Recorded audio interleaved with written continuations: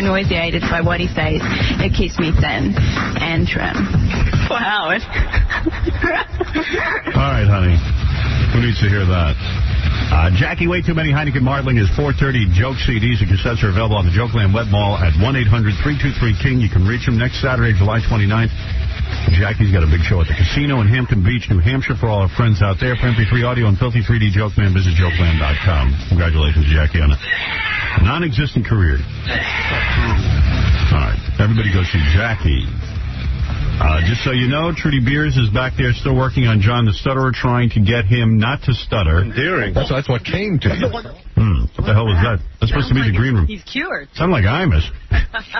Didn't it? It did. Wait. No mild. Yeah. Listen to that. Why am I getting that? Gary, what buttons did you hit? The Walter Mondale button. The Walter he comes in here, he hits 57 buttons. Look over here. Gary's been hitting 37 different buttons on me. Let me try this one. Thank you. I'll just hit every button. In your mind. I want to know how come there's a button that gives me Imus. Nobody needs that. You can even taste it. You're totally motivated. I wonder what lesson this was, because she's still reading about that book. Your success. She's not going to cure him of stuttering. Why are we wasting our time? Through that notebook, like. I can't wait till she comes in here and he's still stuttering. And You think this will sour her on hypnosis? Yeah, he'll still be like, woo, woo, woo, woo, woo. It's like she's reading him a bedtime. And how many hours of this reading is she going to do from this book? Anybody watch the E! Show last night and see Who Wants to Marry a Porn Star at 11 o'clock last night? I know that was a great episode. Well, I couldn't stay up that late. I had to be here. I was watching. I woke up at around 12 o'clock at night last night. I had to eat something. It was your feeding time. It was my feeding time. And, I don't know. You watched the show? No, that wasn't on. Our show wasn't on. I watched The Tonight Show. I hadn't seen... Well, first I tuned by Politically Incorrect with Bill Maher, and he had on Corey Feldman with a bunch of broads all talking about something. You want to know what Corey Feldman thinks of politics? It was Corey Feldman, a model named Molly from House of Styles, MTV, and two other broads. Sounds like a panel from hell. Yeah, and it's just, I didn't care what any of them thought about politics or anything else. And Corey just, I don't know what he was saying. I couldn't follow one thing he was saying. Literally, I could not. And I'm not really sure I care. I mean, Corey's been doing some work on Son of the Beach. He's in one of the episodes. He was talking to me there. I didn't care what he was saying. So why would you tune into Politically Incorrect? I went, when I was in California, I went down to the set one day to watch them shoot. You would do that. Yeah, I did it for one day. And we were shooting a real funny scene, and Corey was there. And Corey plays a record producer or something who's trying to sign the German guy because he's got a rock band that sings like Nazi songs. And I don't know, so there was like about 10 bikini chicks working. Corey, this is the first time Corey didn't hound me because he was so busy working the bikini chicks. Huh? Well, this is the way you have to do. Whenever you're involved with him, just keep a bunch of beautiful women around. He'll leave you alone. He said to me, I've worked on a lot of movies. You know that. He goes, and you've seen some of my movies, my beach movies and stuff. He goes, this is the best set for picking up chicks. He was working his Corey magic because he had like 4 of those chicks back there. Isn't he in a relationship? I don't know. I mean, it didn't look that way, but maybe. I don't think it was slowing him down because he was out there. He was just talking, by the way. He wasn't doing anything weird. You didn't see him kissing it. No, but he did have a bunch of the chicks in his trailer. Really? And he said to me, hey, come on over tonight. I think a bunch of the chicks are going to come out to dinner with us. Dear. And by the way, I apologized to him because I never called him back. I didn't think it would be a good idea for me to be out on the town with Corey and the chicks. Kids might not understand that. My kids are sensitive. Yeah, Dad had to go with Corey Feldman to dinner and 7 bikini chicks. Supervising Corey and the chicks. Yeah. It might not have looked right. I'm the executive producer. I'm out there with the bikini chicks at dinner. I know everyone in Hollywood operates that way. Girls who work for me. I think I might be the only one with any morality in Hollywood. That's true. Yeah. If you're doing that, you're about the only guy. Yeah. Most guys would have played that card. A couple of the bikini chicks came over and started talking to me, though. That was hot. So, anyway, that was the story on that. But what was I trying to tell you, though? Was I telling you something? Politically incorrect, you were. Well, oh, yeah. Then I tuned over to The Tonight Show with Jay Leno. And he had on Katie Couric, who was like all foxed up, like wearing a short skirt and showing off her legs. She's looking for guys now. Yeah. She's not so bad, but when she smiles, she's all gums. She's got bad teeth. Yeah. She's got little tiny baby teeth with big gums. Yeah. Someone's like, you start to work yourself up over her, and then she smiles and it ruins it, huh? And plus she was talking about how she's special on colon cancer and how she, you know. She can ruin it. Yeah, I mean, there was nothing sexual there. You kind of want to get worked up about her because she's on TV and she's cute. She's boxed herself up a bit. And then she has. Well, she's dating now. Yeah. That's what I read in the Inquirer or something. She's dating. She's out there. She's looking. She's on the prowl. I'll tell you. If I was a guy, man, who was, you know, looking for some dough, I'd marry her. Yeah, because they just gave her a ton of money. She makes like $5 million a year. You can back up the Brinks truck to her house. But I don't think she's so easy to marry because, like, she's got a lot of dough. Chicks with a lot of dough don't want to get married so many times. They're a little standoffish. Yeah. There's rules. I'd have her examine my colon on the first date. If she could stand up to that, she'd really love me. Then they brought out that chick, the actress Mina Suvari. Who looks odd. She looks like an alien. You know what? And she was supposed to be so beautiful in American Beauty, and I kept saying, is she beautiful? She was cute in American Beauty, but I don't know what happened. I think she was cute in that movie because she was like the girl next door, and that's okay, but on her own... She's odd. I think Katie Couric is sexier than her. No, that's pretty dead heat. I'm telling you. I never got it. I didn't know what they were talking about, American Beauty. I said, is this a goof? And she looks like she's involved in some kind of baby love, because she looks like she's 14, and she says she just got married. Yeah, she's 21, actually, and she married this 38-year-old guy, smart. But she looks 12. Yeah, smart move. At 21, you know who you want to be married to. At 21, it's pretty much going to last the rest of your life.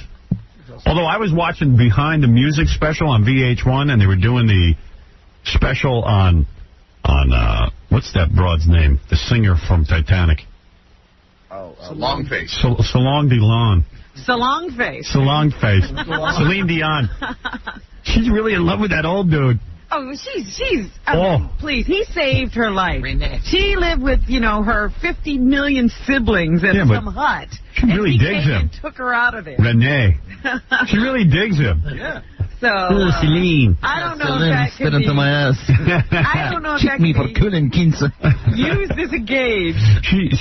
She's way into that dude. They've been married twice to each other. He must have bad eyesight, too. And then, like, when he had cancer, you listen to this. She would go on, when he had cancer, because she couldn't be with him every day. Yeah. She had commitments for tour dates. Right. He or she had a special camera hookup into his hospital room so he could watch all of her concerts. They're both sick. And then he had an earpiece put in her ear so he could talk to her during the concert. And maybe he's the hypnotist we should have. And then to acknowledge him, she would, like, touch her nose to say, I hear you, Renee. Well, she had a big target. And it's like, you know what, man? Teach your knees. I've been in love in my life. At least I think I have. I mean, I'm pretty sure I have. I was married 20 years. Use these obsessions and addictions with love. I mean, I never had an earpiece and touched my big nose. Do you really need somebody with you every moment of the day talking to you while you're on stage? Man, they're in love, those two. Please, don't call it love. It looks like love to me. Stupid stuff. That old man, and then he's got the gray beard and the gray hair, but, like, in order to be youthful, he grew the gray ponytail. He, like, kidnapped her when she was 12, and he worked on her for all that time. She's obsessed with him. 13-year-old. It's the Stockholm Syndrome, if you ask me. Not love. It's love. I'm telling you, I've seen it on VH1. It's love. Right. So if you get a 12-year-old and work on her for years, she'll be in love with you, too. Now she's trying to have his baby, but... She's pregnant. Oh, is she? Yeah. Oh, yeah, that's what it said in the Behind the Music special. He's having a baby. She's like 900 years old. And I... And she's funny because she speaks English and stuff, but it's funny English. Well, she's got a thick accent. Yeah. I hate her. And like, she's so good to her fans, and she loves her fans, and like, she has to take time away because I have to retire. Family is the most important thing. I must take some time off. I hope she doesn't have any more hits. And my husband. You should see she's touching her nose at the concert so Renee can know that she hears him through the headphones. All right, on our phone. She doesn't have a booger. She has a booger. She's picking her nose. Pick it and roll it and put it on the side of your dress. Hey, anyway, there's a guy on the phone named Todd. Now, let me tell you Todd's story. Todd works... I've been waiting for this. Todd works in a nursing home, and he claims he pleasures himself in front of comatose nursing home patients. Oh, they're comatose. Yeah. I thought he was doing it just to make one. He's even pleasured himself on comatose patients. Todd, hi. Hi, Howard. Todd, how are you? Good, how are you doing? All right, thank you for coming on the show. A lot of people are excited about your appearance here today. They want to understand what you're doing. Now, you claim to be, what, 42? Yeah. Oh, so you're not a young kid? Not anymore. Have you ever been with women? Yeah, years ago. Years ago I used to date, but I haven't been dating lately. Are you not a good-looking man? Average. All right. Well, what's the problem you don't date women? I don't know. Just, but at this point, you are attracted to older people, right? Yes. I want to encourage people to share their sexuality with the old. These people are just sitting there all day. They have nothing to do, no stimulation. And I want to encourage people to share their sexuality and to help stimulate the old. All right. Now, are you a registered nurse? No, I'm not a registered nurse, but I do everything that a nurse would do. All right. You're not a registered anything? Not registered. Are you a registered Republican? All right. Let's be serious so I can understand your obsession. Would you say this is an obsession? That's become an obsession, yeah. All right. When you're working in the nursing home, and obviously they'd fire you for this, I would imagine. We got. And I think never got out. I would agree with that. I mean, if I had a grandma or something in the home and you were pleasuring yourself, you think you'd have to fire her? You know, in front of them or on them, I might have to fire you. Now, you say you do this while you're changing their diapers. Oh. Yeah. Now, let me understand something. When a person is comatose, they still move their bowels and urinate. And you put them in diapers? Yeah, and in the past I've had twice when I've seen people get excited from this, even though they're not able to express themselves verbally. I've seen men get excited from me doing this, so I know that they're feeling something. They're feeling part of what I'm feeling in a way. So you primarily do this? Do you primarily do this to men or women? Both, but primarily the male victims are the ones that are comatose, the male patients. All right. Huh. All right. Now, what happened in your history is that several years ago, you've been doing this for years, right? Yeah, I've been doing this for a while. All right. You got turned on while changing a patient's diaper. Uh-huh. Right. Man or woman? A man? A man. So are you gay? No, not gay. All right, you're not weird. So what turned you on? Just share myself with these old people, to share my sexuality and to share the sensuality of a sexual release with someone who has absolutely no other release in their life at all. Well, explain to me what happened the first time. So you were changing a male patient's diaper. I imagine he was a very old man. You're alone in the room during our time. All right, so let me explain to the audience what you just said, because I had to bleep you. So you were changing his diaper, you got excited, and you pleasured yourself. Yeah. But yeah, you don't even know how to clean it. All right, yeah, I don't even know how to explain what you said. All right, and you left him a present in his diaper. Would that be a fair explanation? Yeah. Okay. Now, why are you on a mission to encourage other people to do this? I don't understand this. You say this is a good way to communicate with old people? This doesn't sound right. It's a way to inspire them and to show them some sort of sexual release. These people, the ones that I deal with every day, they don't have a lot else in their lives. There's no sexuality in their lives. At least they get to see a... We can share some of our sexuality or share some of ourselves with them every day. It's a way to include them in the world that they're otherwise...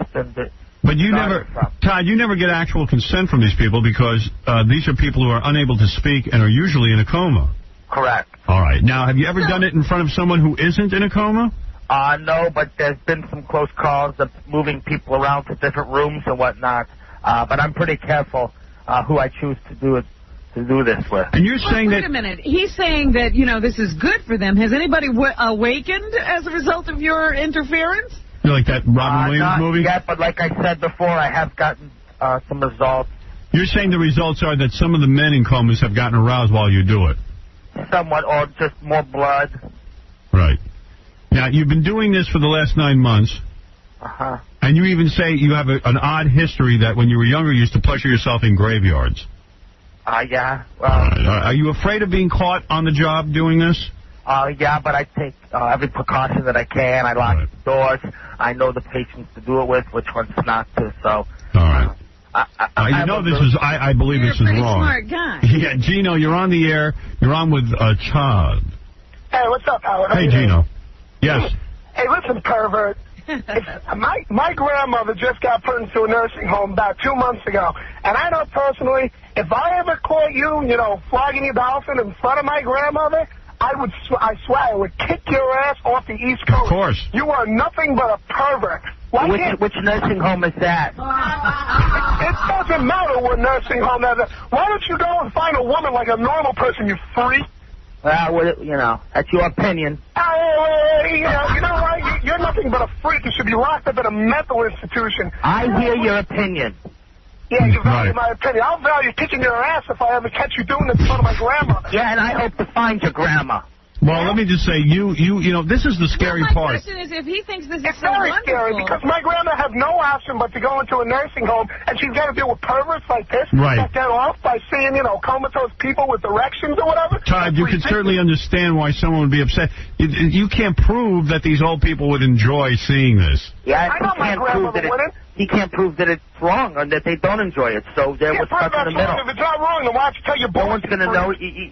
You're not going to be definitively decide either way. Yes, but if it's not wrong, then why don't you come out and tell your boss about it? You're worried about getting fired because you're a pervert. I like my job. Yeah, you want your job. All right. But wait a minute. Has he ever tried to pick up, like, an old person who's not in a nursing home since he loves the elderly so much? I don't think that's his thing. I just wanted to know. I haven't. No, Don, go ahead. You're on the air. Hi, Howard. I'd like to tell this guy that he should just kill himself. Please do us all a favor. Right, Todd. A lot of people probably would think that it would be better if you would just kill yourself. Kill myself. Right. Because what you're doing is you're fouling people's grandmas and grandpas and old people. And, going into an old age home is the worst thing in the world. And then they got to encounter you. And then the final indignity is if they slip into a coma, you take off their diaper and have sex with the diaper, and sex with them and on them. The only thing this guy's doing is pissing everyone off. Right. It's ridiculous. Right. You're low life. Just die. Please, die. All right. Well, a lot of people are angry with you. I don't think you're going to get any fans. But you're recommending that other people do this? I'm just trying to ask people to do it, yes. I want to encourage others to do what I've been doing, and I think you'll see that you do get something back. All right. Jerry, you're on the air. Yeah, this guy sucks, man. He should be taken outside and shot. Well, I think you represent most of the sentiments in this audience, but... what do you think? That's sick? I mean... Why do you not violate the people's bodies? You know why I think he's sick? I think he's sick because do you ever use your hand? Do you ever use your hand? I'm trying to share the vital fluids with them, not to take fluids from them. Jill, you're on the air, and I'll give you the final word, Jill. Yeah, Howard, I work in a hospital, and the smell alone, I don't know how he does it. Well, he's a weirdo. Yeah, definitely. Right. But it's awful. All right, Todd. First of all, I thank you for coming forward. But he does not touch the people. He doesn't try to arouse them manually. No. You don't touch them? No. Why do you say no so vehemently? You think that's wrong? Because that's not what I'm trying to do. I'm not trying to hurt them. I'm trying to share with them. I'm trying to share with them something that's gone from their lives forever, and nobody cares. And everyone thinks I'm a freak and a loser, and fine. They don't want to share. All right. Well, Todd, thank you for sharing your perversion with us. Okay. All right. That's Todd, who claims that he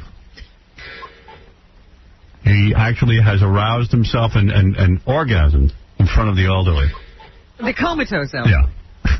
Jackie, you're not far away. The comatose and diapered. Hey, Jackie, get in a diaper.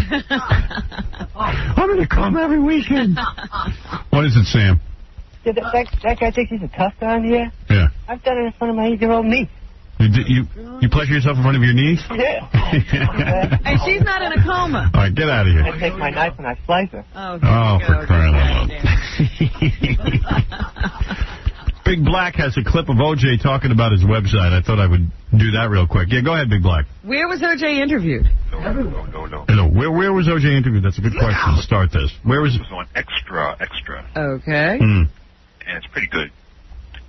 Get to it right now? Yeah. Okay. Yes. It will cost $9.95 to log on, but if you believe O.J., he says he's doing it for free. I won't make money. I'm sure the other people involved will make some money. Whatever money that was designated for me will go to Project Headway that deals with people with accident brain injury. Simpson knows there are going to be tough questions, but he claims he desperately wants to set the record straight. A lot of times you have to clear up a lot of stuff.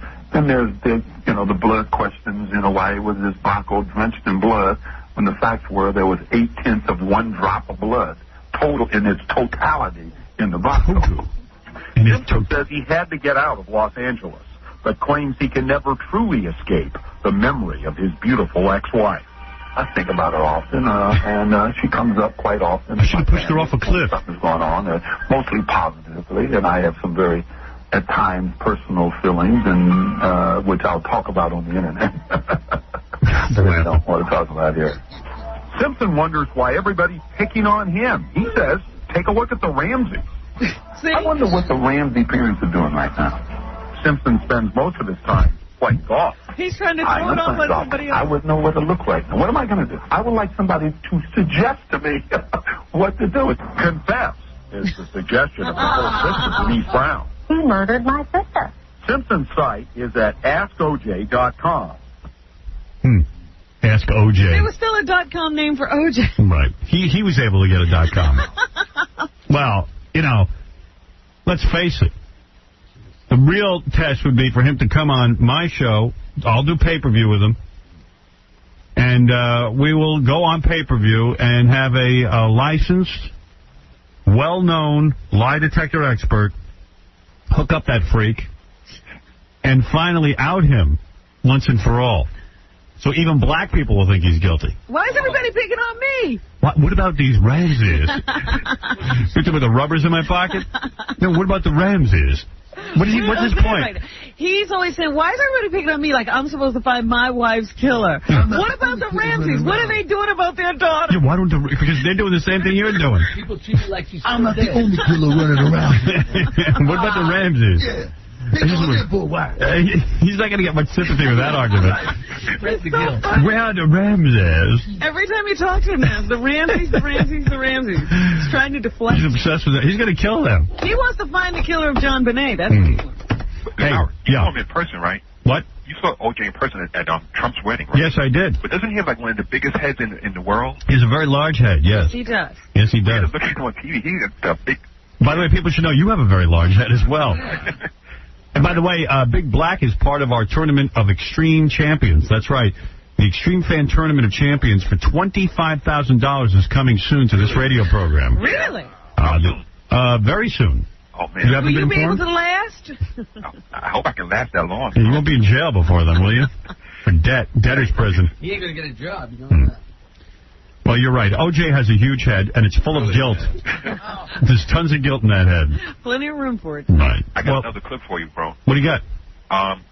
Katie Couric interviewed Enrique Iglesias, who I know is going to be on your E! show tomorrow, one time only. Yes. And she talked to him about his appearance on your show.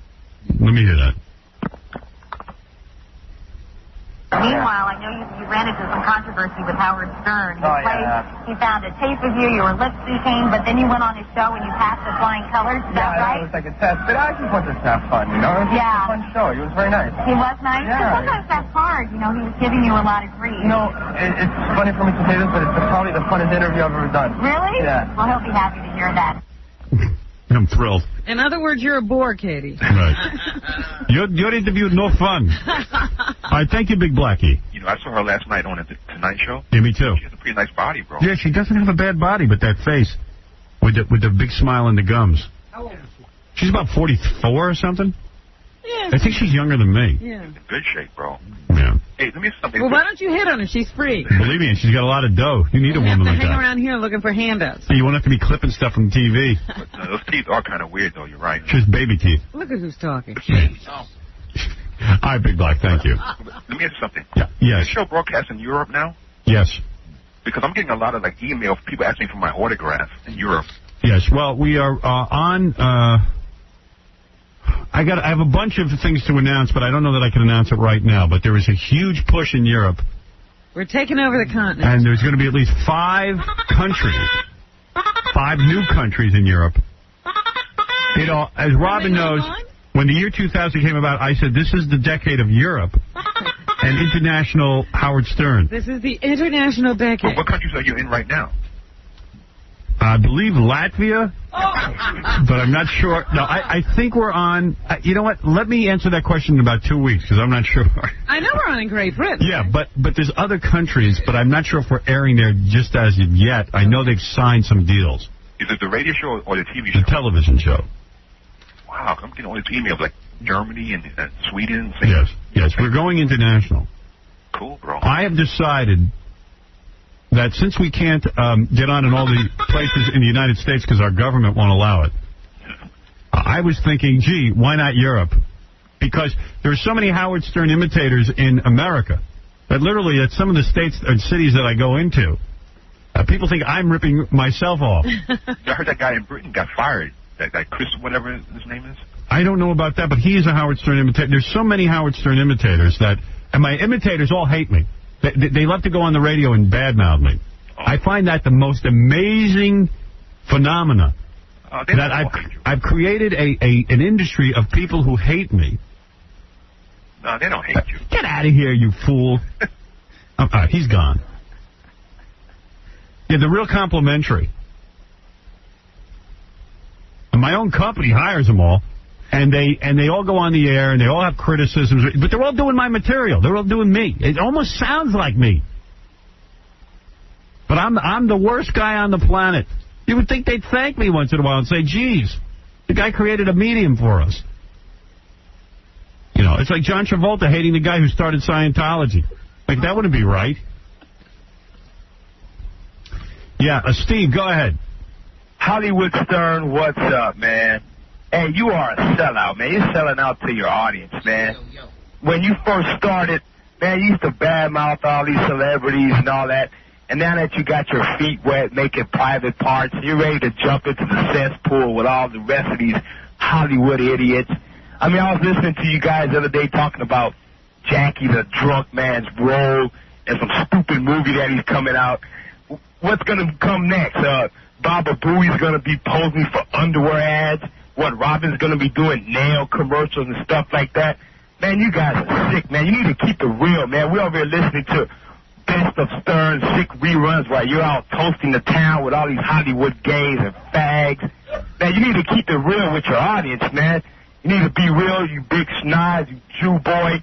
You're a sellout, man. You're over here making your stupid Son of the Beach or whatever the hell that stupid show is. By the way, this is you, Alcindor. Howard. You're a DJ. Get used to that. This is Mel Karmazin. He may be right. The show may have finally gone Hollywood because Stuttering John, I didn't realize John was out in Los Angeles, and he spent a good chunk of the other night hanging out with Matt Damon. Is that right? Hanging out with Matt Damon. Big fan of the show. Hey, what do you guys think you are, man? Well, now you got these stupid whack-pack idiots making guest appearances. You got that dumb, unemployed, big black people on his autograph.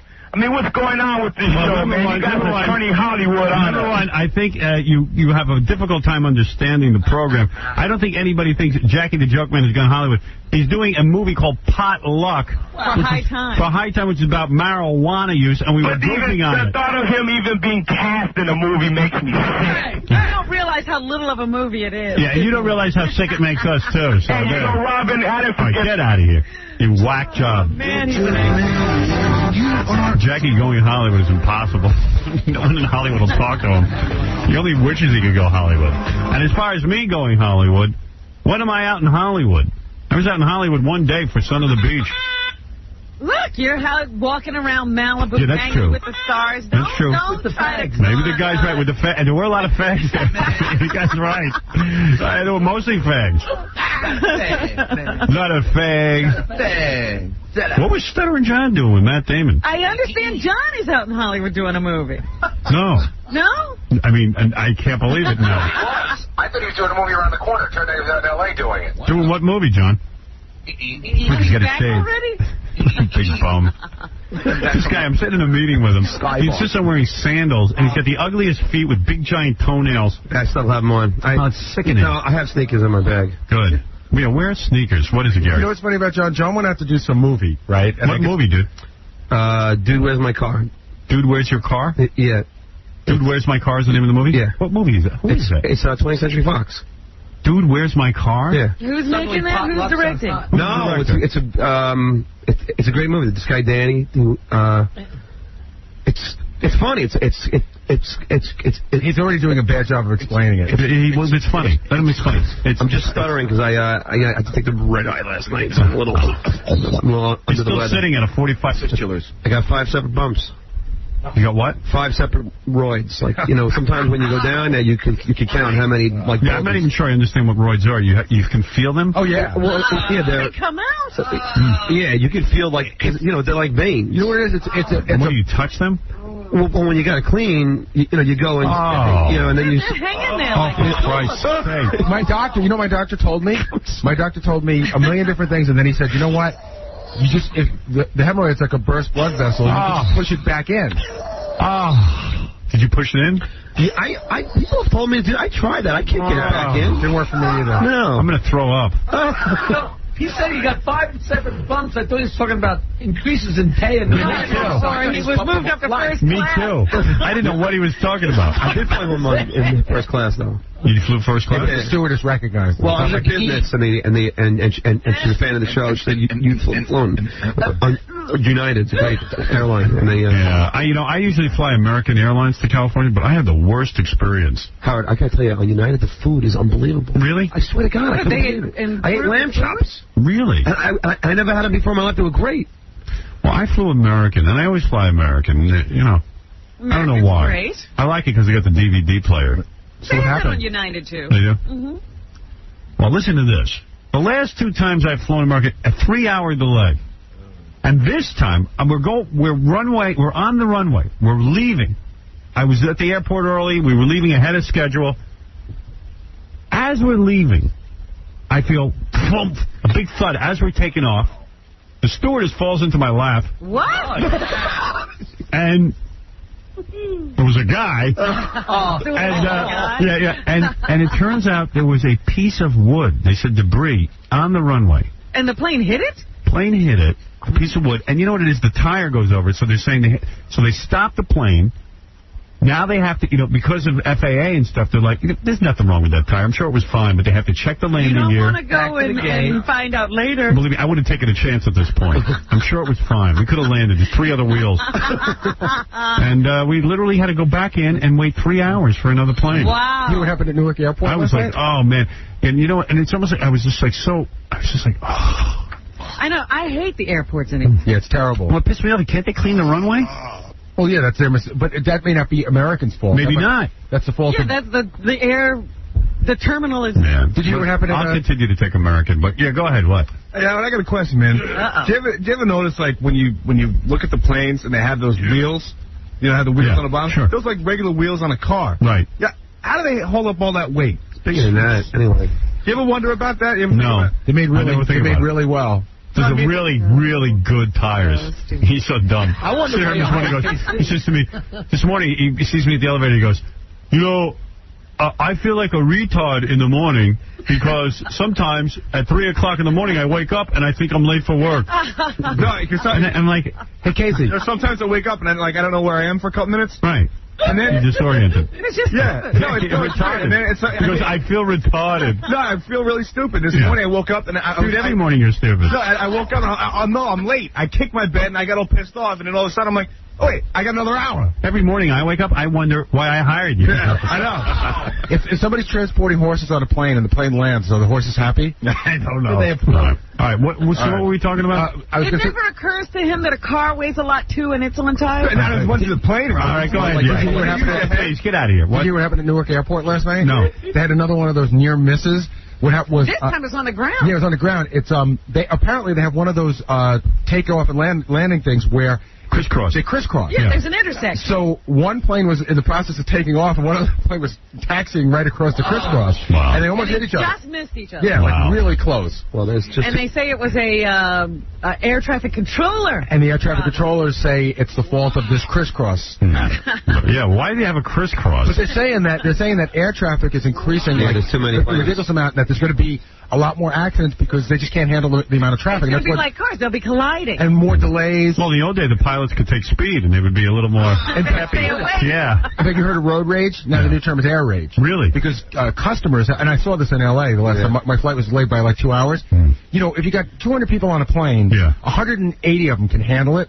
But there's always like a bunch of people who get nuts and start screaming at the people that are at the desk and throwing things and yelling, and they're saying that people are like assaulting stewardesses and stuff. Well, I'll tell you, I almost had air rage. I was so tired. The last night I was in L.A., I had 3 hours sleep.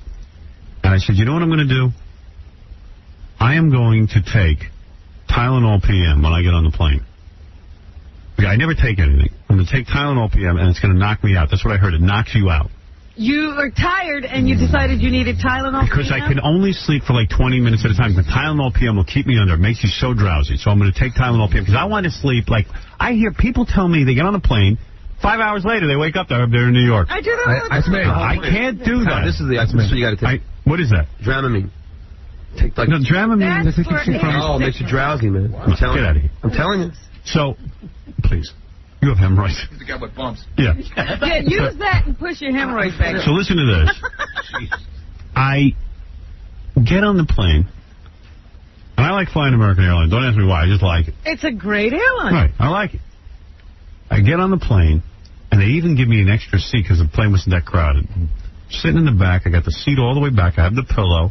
I take my Tylenol PM, and I'm getting really drowsy. I eat my lunch, and I put my head down, and I can tell I'm out. Yeah. I am out. And then? This one guy has a little kid, him and this dad and a grandpa, which, by the way, men should not travel with a little child alone. The kid must have been about a year old, and just starting to walk. And these two men are flying with this kid, and the kid is the screechiest, whiniest little prick you ever heard on the planet. But you know, I mean, like, really horrible. He does. And first class. That's wrong. Listen to this. Kid is screaming the whole time. I said, you know what? That's okay. The kid's halfway across. I could still sleep. The grandpa decides, and I know why he does this, because they all want to get involved with me because I'm well known. Grandpa takes this whiny, screechy kid and now is walking him up and down the aisle with his heavy footsteps, this kid, right in front of my chair. I wake up. The guy wakes me up an hour. I was an hour into it. Flight. Yeah, and I'm now groggy from this Tylenol. Now I'm up, and once I'm up, and I'm groggy from time. I turned to the guy and said, you son of a bitch. Did you really say something to him? This is what I said to him. I turned to him, and I said it to the kid, too. You cursed at the kid. I did. I said, you know you suck. I said, you got to march the kid. We see someone sleeping, you got a whole plane here. Go up by the stewardess and march the kid around, not on top of my goddamn head. Well, people with kids do feel entitled to interrupt everybody else. Yeah, and then the guy like whimpers away, doesn't say a word, like just cowers away. I wanted to mix it up with him. I had air rage. But you see, now you've already done it because now that guy's got a story about how he pissed you off. Now he's happy. You should have said, I got Howard Stern to yell at me. Yeah, exactly. It's a Some story old he'll fart. be telling for the rest of his life. Grandpa, and he's like, and he's telling the stories. I need to change seats. I'm his grandpa. And it was just like, don't involve the whole plane with your stupid kid. I have kids. I know they act up on planes, but this kid wouldn't stop. I would have whacked this kid. I wanted to throw this kid out the window. I hated this kid so much. Lace that bottle with something. I hated the parents and I hated the kid. I never saw a more obnoxious child. There's no reason for this child to exist. Luckily, I wasn't armed. All right. That's the price of a first-class seat, man. That's got to suck. Yeah, but you know what? Listen, first class, second class, third class, I don't care. I mean, it's worse when you're back there coaching. If you see somebody sleeping, don't take the screeching kid and put him right on top of somebody's head. See, they're America. You haven't flown coach in a long time, Howard. I have. I flew coached a few weeks ago. Matter of fact. What? That's right. Jackie was with me. I had a flight coach. Jackie was with you? Lucky Jackie was with me. Where was he? He was in coach with me. Where were you guys? It's none of your business. So anyway, I'm flying back from Los Angeles, and I'm sitting in coach, and when I get to my seat, I see this skinny Asian guy. So I'm already psyched because now I'm going to have some room to sit down.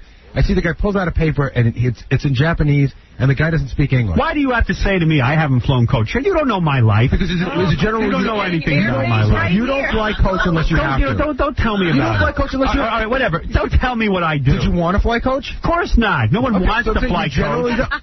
But I want to fly coach. That's your life. Your life is you don't fly. Don't tell me my life. You don't even know what my life is. You don't fly coach. You don't know my life, what I do. You don't fly I flew coach a couple of weeks ago. Because you had to. All right, get out of here. Who cares what you like and what you did? Nobody tunes in to hear you. I read a story the other. This would really make you crazy.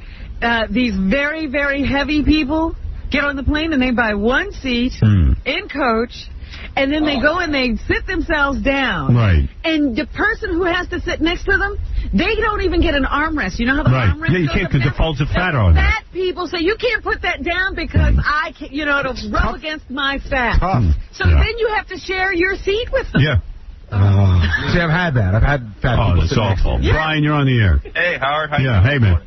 Hey, I went and saw X-Men, man. X-Men is the best movie out. I'll tell you what, it was a good flick, and as far as comic book movies go, I'd have to probably rate it. If it were 30 minutes longer, I definitely would rate it on top of #1 with the original Batman with Keith and Nicholson. I think it was better than Batman. Me too. I think it was right up there with it. Batman was great.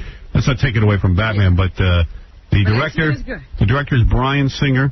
I managed to spend a little time with him, and the guy is a very thoughtful guy, and says he wants to produce another one, wants to direct another one. I think he's working on 2 more. Yeah. And check this out, and even though you probably don't really care and it's way far off and all that, but I was reading where George Lucas has someone writing the script for the next one, and not only that, but Jesus, they got stormtroopers and bounty hunters in the next one. Thank God. He's Let's hope. Try to do anything with that mess he's created. Well, I'll tell you what, though, I seriously think the guy's taken into consideration all the criticism. Yeah. Well, he should. He really blew it. That was awful. I'm not even looking forward to the next Star Wars. I'll tell you what, I can sense your disappointment, but I really just one time though, when it comes up, I would give it the benefit of the doubt. If he trashes it, which I don't think he will, then I'll be on your bandwagon all the way. But I'm willing to give the guy a Are you into Star Trek as well? What's that? Yeah. How do you feel about the Black Klingon? Thank you. I'm not that heavily into it. Well, anyway, I've been told the Shag Girls already. Yeah. So Shag Girl. Yes. Well, go ahead, Gary. No, we never got to hear what John spoke to Matt Damon about. Yeah, why were you with Matt Damon? Who are you? So, I never even heard about the movie. It was stuttering too much. I flew into L.A. on Tuesday. Hey, by the way, you know who's in town? Sandra Bullock. Get her on the show. She's in town? Yeah. She was hanging out at Spa with a bunch of other actors. Let's take a look at that. See if it's any good. What? Look at Sandra Bullock. Just take a look. I know what you're talking about. All right, what do you want, John? You never know what I'm talking about. Go ahead. No, I was in it. I got into L.A. I did my wardrobe fitting. Oh boy. What do you play? Can I? What's your part? The guy's name is Gene. And what is Gene? He's kind of like a homeless type of guy who's perfect. John was so thrilled. He gets in and they tell him that he's supposed to be grungy and dirty and disgusting. In fact, please don't take a shower. So then that's John's life. And he's ready to go. So now I can go out drinking. Right. Because the character's just like a... All right, so tell me how you hung out with Matt Damon. Maybe that's interesting. So I go to the whiskey. This is boring. No, so I go to the whiskey, which is like it's just like hanging around with every celebrity. Like every celebrity goes there. Right. And Matt Damon's there. How exciting. Stevie, Van Sant is there. Twiggy from Marilyn Manson's there. Stevie Van Sant was there? Yeah. I can't believe that. And, he had the rag on his head, right? He was the door. Yeah, because he's not on Sopranos. And that hot chick from The Sopranos who dates the... Christopher. Yeah. Okay, yeah. I saw her somewhere. Leather pants. She looked beautiful. He's all right. And I just saw Matt, he's wearing his Boston Red Sox hat, and I started trying. No Corey Feldman? No. So we started talking about the Yankees and the Red Sox, and he was a really great guy, down to earth, and he's a big fan of the show. He listens to us. He loves us. Yeah. And then if he loves us, why didn't he come on? Yeah, where is I think he might. I think if Gary, plays the call. Yeah, sure. Yeah. He thinks he's got a scary good career. 2 more bomb movies, he's gone. No, he's a great actor. He hasn't made any bomb movies. He's such a good guy. You have got him wrong. He is really good. You saw Rounders? I saw Rounders. I love Rounders, and I love the television. He's such a good guy. Tell him to come in here. It was a great movie. We'll see how great he is. Who's he banging? I just dumped Winona Ryder. Yeah, everybody bangs her. She's like... Oh, and Gina Gershon showed up. She went to Hollywood like a bad cold, man. She's just all over the place. Well, she went through rock and roll, and now she's going... I mean, it kind of seems that way, but I'm sure she... You know what? She probably just gets that reputation. She probably doesn't bang everyone. No, but she dates all these guys, and it's like a year, and they're madly in love, and then it's another guy, and and it seems like she only dates famous guys. Yeah. She got to go with a regular guy. Right, like you never seen Winona like a gas station attendant. She is so hot, though. And you know what happened? One day she's going to wake up, she's a pig, and no one's going to want to be with her. She'll wonder what happened. How many years do you think she has left? Oh, 10? She's young. She's cute. 3 years. 3? Oh, yeah. Give her 5. She's turning already. Well, she's 25, right? Yeah. 35. Yeah, Gina Gershon showed up. She's sexy. She looks great, too. Yeah, she's good looking. She's got some lips. She's a good looking gal. She really does. All right. What is it, Jim? Jim? Yeah, hi. Hey, what's going on? Hey, man. Hey, question about your flight. Yes. You fly, where you fly, Coach? Well, I flew coach with Jackie. We got bumped, so... You got bumped? Yeah. Bumped down? Who bumped you? You bumped us, Elizabeth Hurley. Really? Yeah, she threw us out of our seats. Are you kidding? Yeah. You mean you were there, and then suddenly she showed up, and then suddenly you weren't? No, we showed up. I forget what happened, but somehow we got... The flight we were supposed to be on was canceled. Was canceled. Oh, so you were merged. She got there first. And even the guy said, he says, I don't like Elizabeth Hurley. If I had known you were coming, I would have given you the seat. But she already had the seat, and they couldn't throw her out of it? Yeah, and I was with Don and Jackie, and, I didn't want to look like some dick going up there while they were back. So we all flew coach. Yeah, I fly coach. I'm not too good for that. Yeah, I told you that. My problem is I'm 6'5". I can't fit into the goddamn seat. I told you the experience of air age that I don't care about you. Who cares about you? No, it wasn't me. It was this deaf girl who, they cut her off from drinking. Right. And because they thought she was drunk, and she's like, I'm not drunk, I'm deaf. Yeah. She's screaming at the stewardess. That's funny. All right, I got to take a break, Robin. When I come back... I still don't know why John was in it. I did a movie. He did a movie. It's a funny movie. It's going to be a big movie. This is one of the guys from American Pie. Yeah, good. I know about that movie. Okay. I know all about that movie. Really? Yeah. It wasn't Jason Biggs from American Pie. No, it's Sean, the guy. There's a couple of hot chicks in that movie, right? A lot of hot chicks. Yeah. Chrissy Swanson's in it. Yeah, I know all about that movie. Let me tell you something. I know all about that movie. All right, that's no movie. Be nice. Okay, whatever. Be nice. It's very funny. Now. You know Metallica's playing tonight? No, where? I hung out with them too. Oh, shut up. I hung out with Metallica. I mean, they were there too. They were there too. Boy, I'd like to go Whose house did you go to? You went to somebody's house? Then me and Matt Sorum from Guns N' Roses went to Randy Castillo's, Ozzy's drummer's house, and hung out there for a while. And then, Matt drove me home. Right. Because that's what he does. Matt Damon drove you home? You got Matt driving you? Oh. No. Matt Sorum. Yeah. my limo driver. Well, where's Metallica playing tonight? Metallica. Somewhere in Manhattan, I think. Is this tonight? Hey, Patrick, isn't Metallica playing somewhere tonight? Excuse me? Is Metallica playing tonight?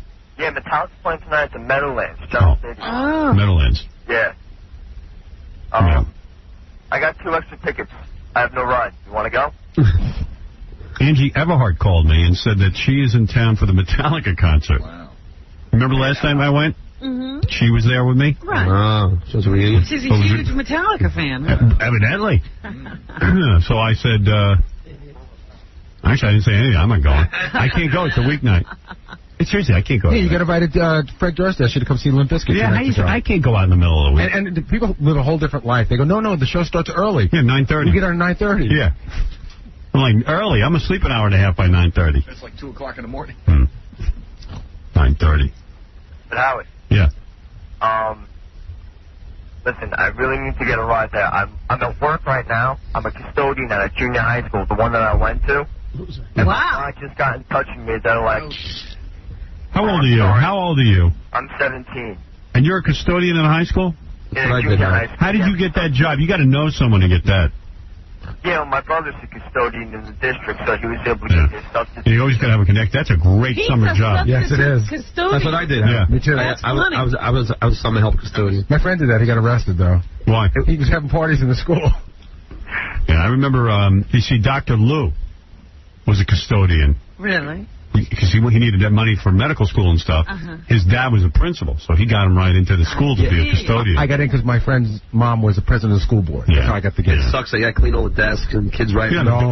Kids write hey hole. 2 hours a day. I go for 8 hours. Some of the hardcore janitors, like the real janitors, not some kids working there like this kid. They're really gross. Like a friend of mine was a janitor at school, and he told me, and he got the job through connections too. Yeah. He said that there's always like a female janitor. She's always a rag. So this one used to spray her private parts with Glade in the closet in front of it. Yeah. She'd spread her legs and spray herself with Glade. Yeah, and the other dudes would all do her in the closet. After the Glade. Because she'd Glade. Because she would Glade between guys. There's a name for a band, After the Glade. Right. See, my guy that worked at the school where I was, Glade is nasty. He was an alcoholic. Yeah. And his wife gave him $2 a day. She took this, like as soon as he went home, he had to turn his check over to her. Right. She gave him $2 a day, which was to eat lunch and buy a pack of cigarettes. And he managed to buy, this is in 1979, with the $2, he managed to get 2 6-packs a day of beer and drink them. So he wouldn't eat lunch, and he would buy cigarettes. Wow. His wife gave him $2 a day. And there were peels, that was the name of the beer. The cans were all over the school, hidden in every locker. And did he get fired? No. You can't fire this guy. I got to take a break. You know who's on the phone? Who? M. Night Shyamalan. Oh, great. All right. But I got to take a break, though. Directed Sixth Sense. I didn't know he was on the phone. All right, so Howard. Yeah. So what's up? You think you'll be able to hook me up? Can you help me out? I'm being dead serious. What, give you a ride? The buses go there, Dude, you can get a ride to... Get out of here. I'm not going to get you a ride to Metallica. You're a rich janitor. You can do whatever you want. Janitor. They hold our paychecks for the first, 6 weeks or some crap. You guys make a ton of dough for doing nothing. A lot of the guys don't do anything. Howard, it was so little work that we did. 7 o'clock I got in. The first thing we did was sleep till 9. We go to the teacher's lounge, turn on the air conditioner, sleep till 9. Right. We'd work till 11:30. Lunch was best summer job 11:30 to 12:30. We'd come back, do 1 hour of work, and then the other janitors were like, slow down. Right. Yeah. You're making it look bad. Right. You're working too hard. It was great. We used to have to clean the gum off on the bottom of the desk. Big deal. Spent the whole summer cleaning the blinds. I had to take down all the blinds and clean them. Yeah. And then in my spare time, I'd go through the records and see what teachers wrote about me. I got strangled by one of the janitors. Did you? Yeah, because I pissed him off. And he came after me. I got to take a break. I'd love to hear all about your life. janitor story. Yeah, but M. Night Shyamalan is on the phone. Who, of course, is the director of The Sixth Sense, a really good movie. Wrote it, too. And did you know he wrote Stuart Little? Yes, I did. I've already pointed that out many times, probably. And we'll talk to him. Find out what he's up to. Yeah, he's got some new movie coming out. Okay. All right. Oh, and then we got to talk to those chicks. Right. Shag girls? These girls are going to have sex. They're going to have there's a whole bunch of them. They're all going to see how many guys they can do. Whoever does the most guys wins $1 million. It's a competition. Yeah. $1 million? $1 million. Wow. We're going to talk to these broads. It's called Who Wants to Shag to Be a Millionaire. Right. Wow. And then we're going to find out if John the Stutterer is cured of his stuttering. Is the woman still working on it? Yeah, she's still working on it. She's up to page 900. We'll be back right after these words.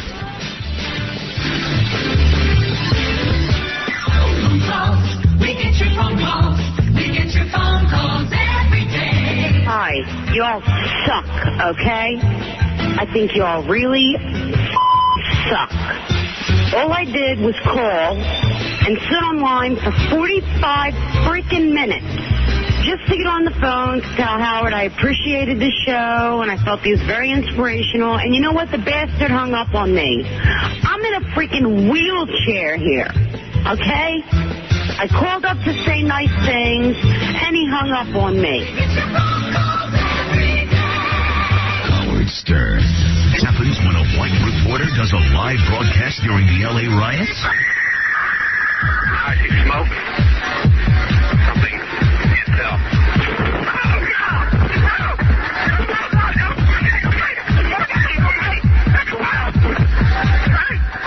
The Howard Stern Show. Yeah, baby. In a couple of minutes, we'll be talking to a bunch of girls who are competing for $1 million to see who can bang the most guys. It's called Shag for $1 Million contest. Also, they'll be doing that over the internet. I'll give you more details. Also, in a second, I'll have M. Night Shyamalan on the phone. M. Night Shyamalan is is the guy who put together that Bruce Willis movie called The Sixth Sense. Great movie. It's a great story. The guy lives in Philadelphia. He was born in India. He's a real Indian. I mean, he's got like an Indian... Not a woo-woo Indian. No, not like a... He's got an Indian wife and everything. And you don't see many Indians making it in the film industry. You don't. Well, I think you're going to see more. You think? Yeah, he's opened the door. M. Night, you think you've opened the door? Possibly. And M. Night's name makes no sense because even... What is the M? Last night we were writing to each other, we were right back and forth about the guests and stuff, and Gary wrote, tomorrow's show is M. Shyamalama Night. And nobody knew the difference. I mean, it was like... Really? Yeah, it was something was wrong, but we couldn't put our finger on it. What is the M? The M stands for Manoj. Yeah, Manoj. Why can't you be Manoj Shyamalan? Right. Why gotta be M? What do people call you, M? No, they call me Knight or Mr. Shyamalan or... Mr. Shyamalan. Dude, you're not old enough to be Mr. Shyamalan. He's a young guy. Bruce Willis called you Mr. Shyamalan? Yeah, he calls me Knight. I'll give you an idea how great this guy's doing, and I'm happy for him. He got about $3 million for 6 cents, a plus piece of the back. He had points. Yeah, point. How many points did you have in 6 cents? Oh, I didn't have any points in 6 cents. Liar. Are you kidding me? What do you mean you didn't have any points? I did. I was coming off 2 tiny movies. I didn't have any points on 6 cents. You didn't make any extra money as a result of the huge success? No, I didn't say that. So how did you get paid more money? Did you have what they call incentives? No, this is just goodwill from the studio. How much did they give you? A good amount. How much? Goodwill. $6 million? It was a good amount. Shouldn't they have written... The movie grossed... it's one of the highest grossing movies of all time, isn't it? Yeah, I think it's 9 or 10 or something. Number 9 or 10, so it grossed what? What was the final gross between Europe and the United States? 670. 670 million? Yeah. So if for them to cut you a check for $6 million would not be unheard of, would not be outrageous. They could spare it. That's true. Tell me seriously, what did they give you?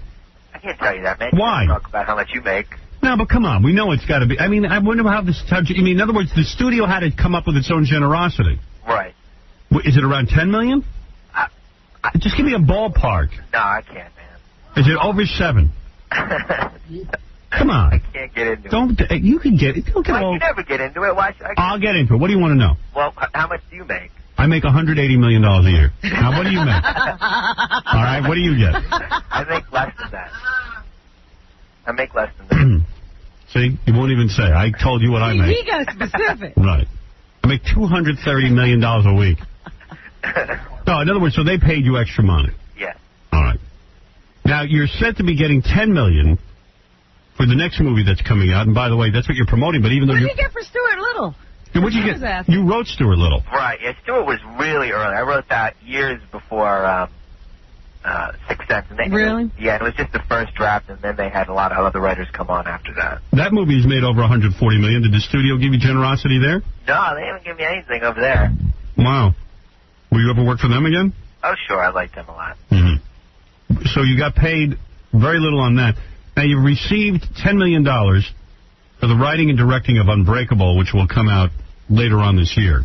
Right. That's not till November. I don't know why you're promoting that now. Yeah, why are you calling now? Are you trying to create buzz?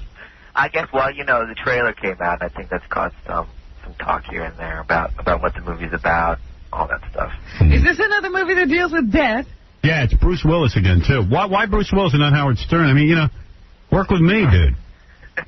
I could sell a movie. Yeah, you know why Bruce comes running back to him? Because every movie he's made without him is terrible. Yeah, how do you feel? You're the only guy who can seem to write Bruce Willis into a hit movie. Well, that's not true. It is true. Stop it. That's not true. He did 12 Monkeys and Armageddon. So you're a very wealthy man now, and you still live in Philadelphia. Yeah, no, that's my home. So. You will not move to Los Angeles. Now, wait a minute. Is he wealthy for Philadelphia, or is he wealthy anywhere? He's wealthy anywhere.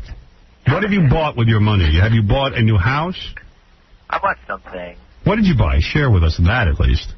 No, not much, actually. Did you buy a new Cobra? I understand you have one of those flutes, and the Cobra comes out. Basket. He got a nice basket. He's got a basket and a Cobra. A lot of the Indian guys love that. Yeah, I knew one of those. M. Night Shyamalan is a very, very... Is he devout? Devout Hindu. Is he? Is that right? Are you? No, not really. Made that up.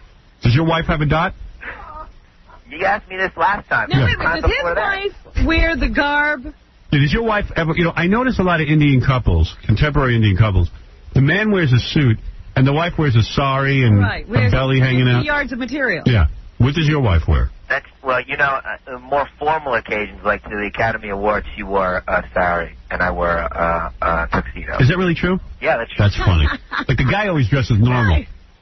Well, she wanted to, you know, we wanted to represent, you know, where we were from. And all But she wears regular clothes at other times? At all times. So that was really, and your father's a doctor. Your father's a doctor. Correct. And your mom, she wore the traditional Indian garb as well, right? That's correct. Right. Yeah. But my mom's a doctor as well, so when she went to the hospital and all, she didn't wear a sari.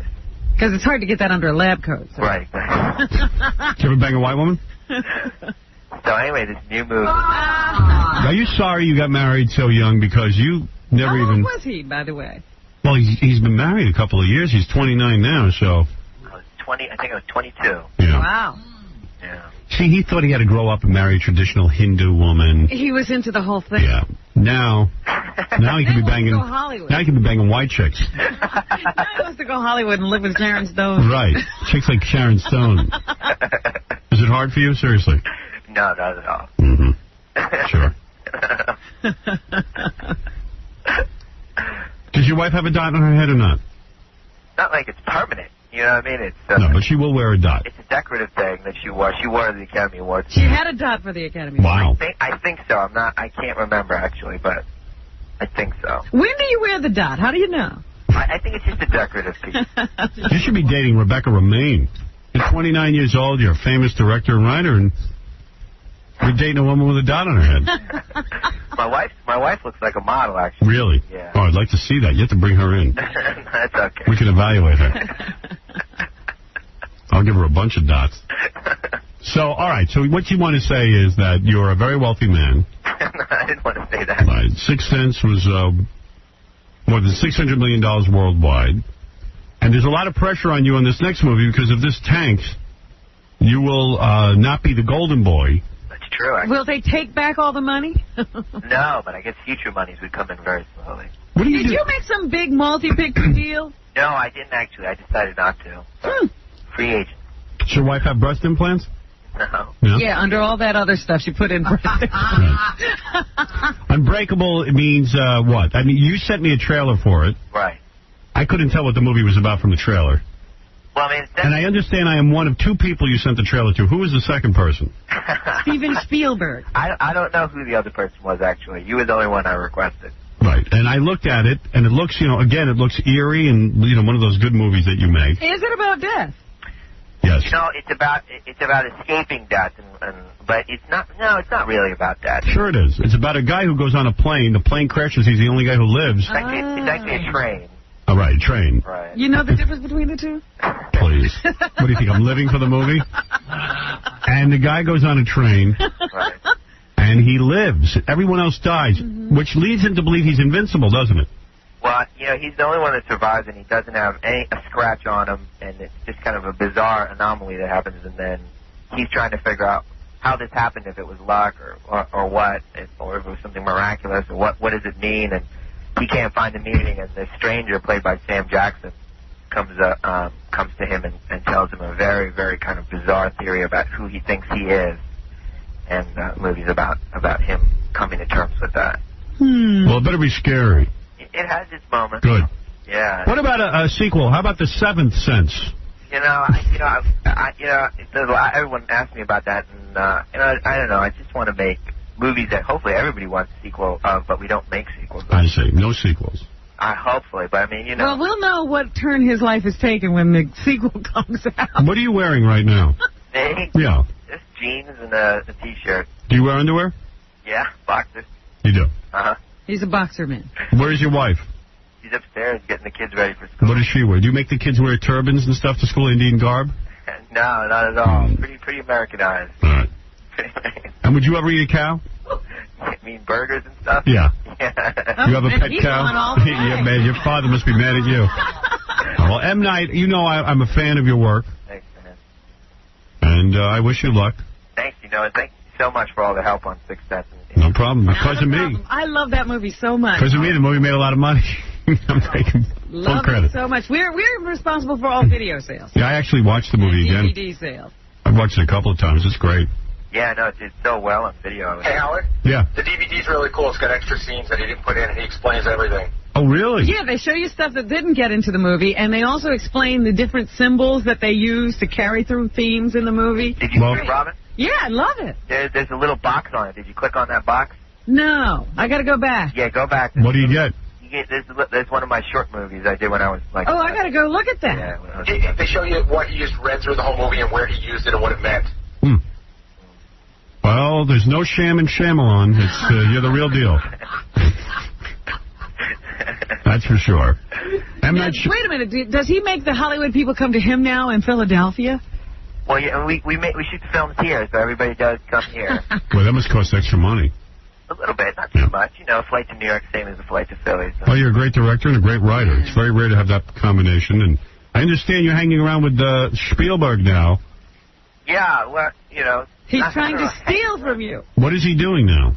What's he doing? He's doing a movie called AI with Haley, actually, the kid from Sixth Sense. But what do you mean that you hang around with him? No, you said hang around. No, you're making a deal with him, aren't you? No, we're talking about me doing something with him.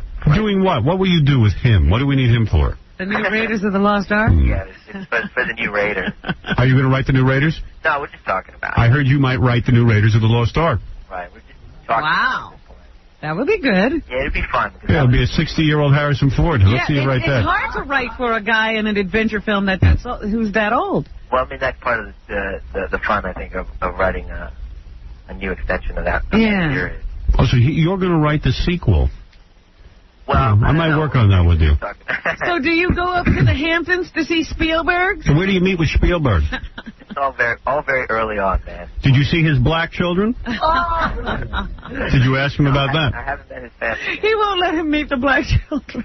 You're not allowed to meet the black children? I don't know about that. I just haven't met them yet. And what will you do? Will you in Indiana Jones? Will you try to make him a true Indian? I'll do something. I just think that was one of my favorite movies, Raiders, and you know. Yeah, it's a great movie. Yeah. And when you meet with him, what does he do? He flies you out to Los Angeles? Well, we just, you know, it's just very early on right now. Do you get the families together yet? And what does your wife wear? Does she wear a sari with a dot? You know what? That Kate wears a sari. That's how. Yeah, that's how badly they want him. Guys. Man, I can't wait to meet his black kids. Hello there, M. Night Ding Dong. Oh, my God. He never mentions them? Where the Cowboys? You're an Indian. Where the Cowboys at? So you didn't go to his home. Listen. Where did you meet with him? Answer a question, for crying out loud. I'm fed up with you. We're going to have to torture him to get any information. Did you go to his home or not? But, you know, this is not... Does he have a big house? You know, well, I've met him a couple of times. It's been very, very, very nice. Yeah, and what do? Are you in awe of him? Do you know what to say? I am in awe of him, definitely. Yeah, I mean, it's fun to talk about, you know, a project together. So that's been the best part of the success. And where do these discussions take place? Do they take place in an office or at his house? Do you meet at an Indian restaurant? Where do you go? It's very early on right now. But where do you meet? Why is that a difficult question? Are you on the phone, Em? Yes, yes. Oh, you've never met him in person? Have you met him in person? Yes. You have. Did you meet at his house? We've met at a few places. I see. And when he's on the phone with you, is it distracting? Because I imagine his whole family is like... Hello, this is M. Night Shyamalan. This is Spielberg. Excuse me 1 minute, M. Night. Daddy, who you is on the phone with? Yo, this is Son? cool, guys. Son, be quiet. I'm on the phone with M. Night Shyamalan. Yeah, Daddy, but where my Nikes at? Son, not now. All right, well... So where do you go? Where do you go? You better answer the questions when that keeps up. Where do you meet a Steven Spielberg? Like, where's the first contact made? You know, I met him when I did the whole, awards run on Sixth Sense, you know, because I was out in Los Angeles a few times for that. Yes. And he had you over to his offices? I think he had him over to the house. Well, you know, I met him a few times and at these awards things, so it was a nice thing. Big Black, you have a question for M. Night Shyamalan? Oh, my God. What is a Big Black? Oh, my God, what's wrong with Big Black, bro? Well, hey, bro, where else could you get to speak to an M. Night Shyamalan? And it better be a good question. Man, that movie was such a great movie. Thank you so much for making that movie. Oh, man, say 5. But I have one question. I couldn't figure out in the movie, when did the kid become aware of Bruce Willis's condition? Oh, yeah. Well, he's aware from the whole time. The second season, right? That's The correct. kid knows right away. What's wrong with you, You're Big stupid. Black? You said you were smart. Yeah, you have a high IQ. But he was able to tell, he has like a sense that Bruce Willis was in that condition. Please. The kid knew it. He saw dead people. But I thought they looked just like the real people. Just that, man. You know I want to kill you? You're real dumb. Hey, guess who won't be meeting with Steven Spielberg? Big Black. But obviously you made one of the greatest movies ever. I saw it like 5 times. You don't even understand it. Even if you don't understand it, you can like this movie. Dude, you watched it 5 times and you don't know that the kid could tell the whole time that Bruce Willis was dead? I couldn't tell It was Bruce Willis who didn't know. I thought he only knew people were dead. Like they had a hole on their head. Is this the AM night? Is this the dumbest question you've ever had? No, a lot of people ask me when the kid knew, when he realized it, you know. Could you write a movie for Big Black called No Sense instead of Sixth Sense? Would you consider that? I'll think about it. You know, I might hire you to write a movie for my production company. There you go. Have some talks. Yeah, maybe I'll have some Where talks are you with you. going to meet with him? I'll meet over his house. Let's go to Spielberg's house. Hey, I'll commute to Philly for you. Oh, shut up. What'd you say? Dan, you're on with M. Night Shyamalan. He has a new movie coming out, Unbreakable, in November. Hey, Howard, what's up? How you doing? Hey, Shyamalan Ding Dang, I want to ask you a question. That's disrespectful. Stop it. All right. Did you see Scary Movie? And if you did, what did you think of that scene with Marlon Wayans? No, I haven't seen it, you know, and I guess it's funny and flattering to have people make a spoof of the movie. Hey, did you see it, Howard? Yes. What did you think? Scary movie, I liked it. What did you think of the scene I'm talking about? The one where he could see the dead? Yeah, it was so brief. It was just a brief mention. Yeah, no, but I mean, did you get it? Did you get it? Yes, I get everything. I mean, how hard have to be not to get How hard is it to understand Scary Movie? No, I mean, but come on, like, you think he's just making fun of them? Get out of here. Let's go to Nikki, who wants to speak to M. Night Shyamalan. Nikki, go ahead. Hey, hopefully I have a better question than Big Black. Please, go ahead. I just want to know, how do you explain how Bruce Willis didn't know that he was dead? That's I think we see, like, from the wife and stuff, we all think that she was mad at him and stuff like that. But when he's sitting in with, like, the little boy's mom... Because he explains the dead see what they want to see. Right, so he saw the mother talking back to him? Is that what you're saying? Yes, he didn't want to see that he was dead. Even I know that. Hey, man. What am I, so smart? Well, did you believe that the Blair Witch Project was real? By the way, a lot of people don't know it. I've been dead for 7 years. Thank you, Howard. Yeah, you're welcome. I can answer that question. Am I right, M. Night Shyamalan? Yeah, you're absolutely right. But you know, when I was looking into people that claim they saw ghosts or claim they talked to ghosts and stuff, that what they all say is that they'll deny things until they're ready to accept them. Of course. And you believe that? Okay. Yes, Dee. One more. Dee, go ahead. Yeah, I have a question for M. Night. Do you have a big penis? Imagine all that talent and a big penis also. I hope you do have one. That's sweet of you. I bet you do. I can tell you do. Well, that would be nice for his... Little skinny Indian guys always have a big penis. Yes. I've never heard about the Indian penis. Oh, the Indian penis? Mm-hmm.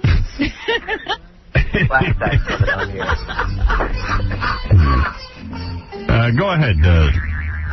Yeah, I was wondering why the kid would breathe out cold breath with everybody else that was dead, but not with Bruce Willis. Why did the kid breathe out cold breath with everyone else that was dead? Can you answer that? Yes, I can answer it. Everyone. No, I can answer it. All right, go ahead. Bruce Willis didn't choose to see the cold breath. No, that wasn't it. Because he felt safe with it. He wasn't scared of Bruce Willis. The scary, frightened dead people give off this eerie coldness. Why would that be, M. Night? Why don't all dead people give off an eerie coldness? Well, in the movie, and we established a rule when they were, when you see the hanging people in the corner, that when the kid's telling them about the sixth sense, he tells them that when they get angry, it gets cold. Yeah. And so when they're feeling calm, there's no change in the temperature. So I was right. All in there. I told you, Rob. It's when the kid feels calm. It's not when he's... the kid, it's the dead people. Right. So boy, do I have to help you. Oh, get out of here. So at the end, when Bruce is realized... I don't even care. I just like the movie. I don't think about it that much. That's why I loved it. It was so textured and layered. There was so much there. Well, M. Night, we could talk for hours about this. Thanks, man. Thanks for having me on again. Well, great to talk to you. Why don't you come in sometime? I will. I definitely will. Bring that hot wife of yours. Let's see her. Don't hide her away. Might skip that part, but I'll come. What does your wife do? She's a child psychologist. Oh, please. So she was Bruce Willis in it. She sits home and does her nails. She's counting the dough. Are you kidding? Child psychologist. So she was really, she helped you base the Bruce Willis part. Well, we're both interested in that subject. So, you know. Well, you really believe in dead people walking around? No, I mean, I don't Come really. on. No, He's an Indian. A lot of Indians have a lot of... you believe in a number of lives and all that stuff? You know, well, never mind all that. Ask Spielberg about me. Well. See if you guys can't get something going with me, my production company. All right. Okay. All right. He's laughing. I'm a great collaborator.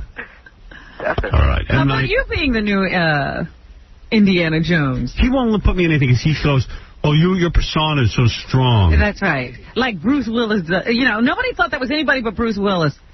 Yeah, but... Will you be celebrating Ganesh Chaturthi? What's that? Fats? What? Will you be celebrating the Hindu holiday of Ganesh Chaturthi Fats on August 22nd? No, I might now. I wasn't aware of it. You just taught him something. All right, listen, the great director, M. Night Shyamalan. Yeah. And how do you say your last name? Shyamalan. I'll be quiet. M. Night Shyamalan's new movie, Unbreakable, will be coming to theaters in November, and we look forward to it. Yeah. All right, guys. You all take care. You all take care. You too. Bye-bye. I'm not sure of everything that is going on with this. Here's what's going on. I'll explain what I know. The contest is called Who Wants to Shag a Millionaire? A couple of the girls are here. What they're going to do is... Who's putting up the $1 million for this? I'm going to introduce you to the producer. He's got a website. So what he's trying to do is get people to watch this. He really have $1 million? I don't know. What? All right, let's see who's who. There's a lot of people walking into the room, a lot of broads. Who wins the $1 million? Hi, girls. Hi, Howard. Come on. All right, now, sir, what is your name? My name is Humble at the moment. No, really, what is your name? Forrest Williams. Forrest Williams, you are the producer of this event? I am the promoter, the producer, and the owner of this event. All right. Now, you issued a thing over the internet that said to any woman who wants to win $1 million can compete, and the woman that can have sex with the most amount of guys will win $1 million. Well, actually, it's the woman who has sex with the most amount of guys and breaks Houston's current record of 620. Wow. So there is a number. So there's a number you have to go above. So the girls have to do at least 620 guys. Exactly. At least. And any girl. And you saying... No, not any girl. At the moment, well, we have these 3 girls here because, we had to select from over 150 applicants. Is that right? Yeah, from all over the world. Why these 3? Well, I chose them for their personalities, for their perseverance, and for their ultimate desire to be the shag queen. How could you tell they had perseverance? They were very persistent on wanting to be the contestants. Right? I can understand your motivation, girls. Let me speak to you. What is your name? Hot chocolate. Hot chocolate. You're a black woman? Is that her given? Are you a black woman? Yes, I'm black. All right, so you admit that. And you're not related to Steven Spielberg? No. No. Who names a child Hot? I did. She was born in Jamaica. So are you up to this kind of thing? I mean, are you ready to do this? You know what this is going to be? No, but I'm ready. All right. Have you ever done 620 guys before? Oh, no. What is the most amount of guys you've ever done? 2. 2. Wow. Well, you got your work cut out. Yeah, you're not kidding. I'm worried about you, quite frankly. You've never done anything like this. All right, and so you say that you are going to go on the Internet. What day is this going to happen, this event? It's going to happen on Saturday, July 22nd, from 12 noon to 12 midnight Pacific time. Right. Which is Pacific time. Pacific time, in California. Yes. Now, does he have $1 million right now? Hey, do you really have $1 million? I'm whipping out my wallet. No, really. Do you have $1 million? Yes, I do. The girls are not going to be scammed in any way? The girls are not going to be scammed. We have the $1 million in trust right now. We are going to be paying it out over a several-year payment for the girls. Okay. As well, no, we do have a one-time payout option for the girls. They get their choice on how they would like to All right, so this is all on the up and up. Now, girls, how did you hear about the contest, Hot Chocolate? Well, I work for Forrest anyways. Oh. I see. And so you asked him if you could be a part of the contest. Well, he told me about it, and I thought about it. He told you were going to be in the contest? No, he asked me. Right. And you are ready to spread your legs, and you're going to have intercourse with over 620 men. Yeah. Wow. Are you preparing in any way for this? Yes. Yeah, I've been practicing. Have you ever been in any porno before? Have you ever been naked anywhere in front of people? On the internet. On the internet. So this is a whole new experience for you. Yes. And do you consider yourself slutty in any way? Are you a slut? Maybe after this, but at least I'll be a rich slut. A rich slut, right. Now, I see there are two girls standing next to you. Are you nervous about them at all? Are you nervous about the competition? Is there any kind of competition going on here? You're very skinny. I don't know. These two have a little more meat on their bones, so they might be able to hold up a little bit. Skinny and petite. Right. All right, so you're not nervous about it. And what is your name, contestant 2? Libra. Libra. Nobody has a normal name like a real name? Susan or something like that? I'll tell you a real name. I see. You're keeping your name. And Libra, you're no spring chicken. How old a woman are you? Thanks, Howard. No, really. I mean, you're an older woman. You're 37 years old. This is so maybe she's thinking experience will help. Yeah, I would think this is a young woman's game, but no. Have you had children and things like that? No. You have not, so you're pretty tight. And you're very tight. Right. Have you ever had sex with a man before? Yeah. A lot of men? Have you ever had sex on the internet before? I work on the internet. Oh, you do. But do you have sex on the internet? No. Okay. How many men have you handled at once? How many men have you handled at once? I handled about 25 to 30. Really? Any of that include anal? That did include anal. That included everything. She might be the one to watch. Were you molested as a child? Did you have an odd background? Nothing like that? No, I'm just a horn dog. What about you, Hot Chocolate? Ever molested as a child or anything like that? No. Nothing. No. And who is contestant number 3? Hi, I'm Muffin. Muffin, are you a woman or a man? I'm a woman. You are a woman? Always been a... Have you always been a woman? Yes, indeed. Really? We're only joking. No way, bro. We're only joking. You were no, seriously, you were born a woman? Yes. What? Yes. Okay, all right. Because no, it sounded like your voice was very unusual. One I've always had. You sure you're not sick? No. Where'd you find her? Where's Chicago, the Windy City? In Chicago. Maybe, never mind. And you're no spring chicken either. How old a woman are you? I'm 42. Today's my birthday. Again? You're 42 years old. All right. And have you ever handled a lot of men? Yes, I have. Mm-hmm. I'm not trying to be facetious. I'm not sure you were always a woman, because sometimes, I don't mean it as a joke. Well, no, because, you know, if I was going to pretend to be a woman... You raise your voice like that, wouldn't you? Yes. Have you ever killed anyone? Have you ever been arrested? Is this a disguise? What? Not yet. Maybe today. Maybe Saturday. Because it wouldn't be fair if she was a man at one point, and you know. Tell the guy. Yeah, you would tell the guys. And what about you? Did you have any child molestation or anything in your past? One event. You did have an event. See, a lot of the women who do this kind of thing sometimes One event. What was the event? What was the event? It was when I was 9. Yes. Some older teenage boys got me. They banged you? Yes. Against your will? Yes. Oh. And they were boys? Well, they were teenagers. They were teenage boys, and you were a girl at the time? Yes. I'm just asking. I want to figure this all out. We were stabbed. Do you think you could beat these other two girls? Well, I'm just going to try. You intend to try. How many men have you handled at once? My maximum's 41. 41? Yeah. Have any of you ever been a circus clown? No. No? All right. Just curious. Yes, Benji, what is it? There's one disturbing thing about the event that didn't make sense to me. Go ahead. They're actually starting with 5 guys, or 5 women, but one of them, and men are gonna all do them, but one of them is gonna be a drag queen, but I don't think they're telling the men ahead of time. No. The drag queen is for appearance only, and that we're having 2 of the 5 who are going to be voted out of the event in the first hour, and the drag queen will be appearing as a drag queen. Okay, so no one will be fooled. No. Right. This is completely on the up and up. All right, so ladies, it's got a Survivor element in it. Survivor, Big Brother, yeah. Yes. People are voted out. So hopping on that theme. I'm proud to say I've stolen their ideas. Okay. Turned it into porn. Right. And are you nervous that you could pass out or become ill during the event, number 3? No. What is your name? I don't even know. Muffin. Muffin. That's what I thought. Well, there you go. Muffin, I wish you a lot of luck. I wish Hot Chocolate. All of you a lot of luck. And Libra, a lot of luck. I mean, listen, this is a big event. You girls doing any special preparation? What about you, Muffin? How do you practice resting up? Resting up. You're not resting up, Libra? No. No. Lots of sex. Lots of sex. Well, my money's on Muffin. Yeah? She looks like she can handle it. Thank you. I got a question. Yes.